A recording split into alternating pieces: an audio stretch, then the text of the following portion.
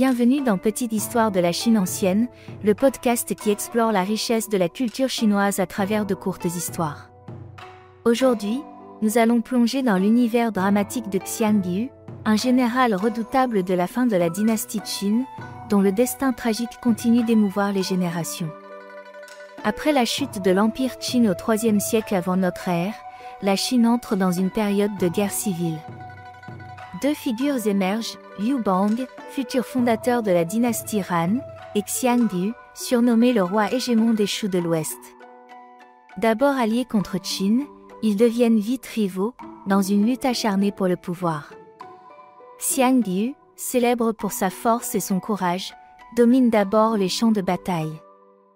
Mais peu à peu, il se laisse dépasser par les stratégies politiques et militaires de Liu Bang, et de ses conseillers, Han Xin, Zhang Liang et Xiao Re.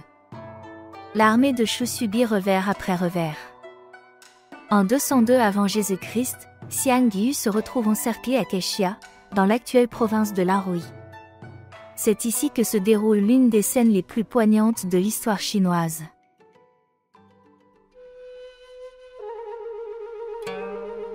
La nuit, les soldats de Liu Ban entonnent des chants populaires de Shu, la région natale de Xiang Yu.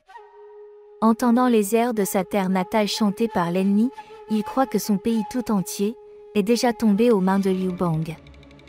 Pris de désespoir, son armée se démoralise. Xiang Yu organise un dernier banquet pour ses fidèles.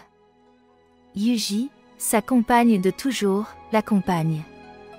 Elle comprend qu'elle ne pourra pas suivre son bien-aimé dans sa fuite. Plutôt que de devenir un fardeau pour lui, elle choisit de se donner la mort avec son épée, devant lui.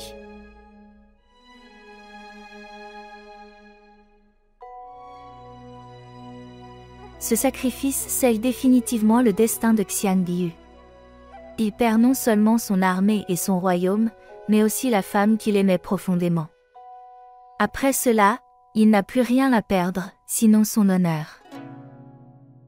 Plus tard, Xiang Yu parvient à fuir avec quelques soldats, jusqu'à la rivière Wu. Là, le passeur lui propose de traverser pour retourner à l'est, et recommencer. Mais Xiang Yu refuse, je n'ai pas le visage de revoir les anciens de Xiande. Plutôt que de vivre avec la honte, il choisit de mourir avec honneur.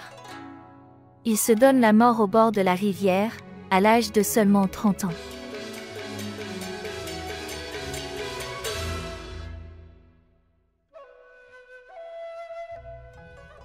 Sa mort marque la fin de la guerre Shu-Han et l'avènement de la dynastie Han. Mais pour le peuple, Xiang Yu devient un symbole éternel, celui du héros tragique, de l'homme trop fier, trop pur, incapable de faire des compromis pour survivre. L'histoire de Xiang Yu et Yu Ji, mêlant loyauté, passion et tragédie, a été chantée pendant des siècles par les poètes, les dramaturges et les artistes. Elle a inspiré d'innombrables œuvres, dont la célèbre pièce d'opéra chinois, Adieu du roi hégémon à sa favorite, et son adaptation cinématographique, acclamée dans le monde entier. Merci de nous avoir écoutés, et à très bientôt pour un nouvel épisode.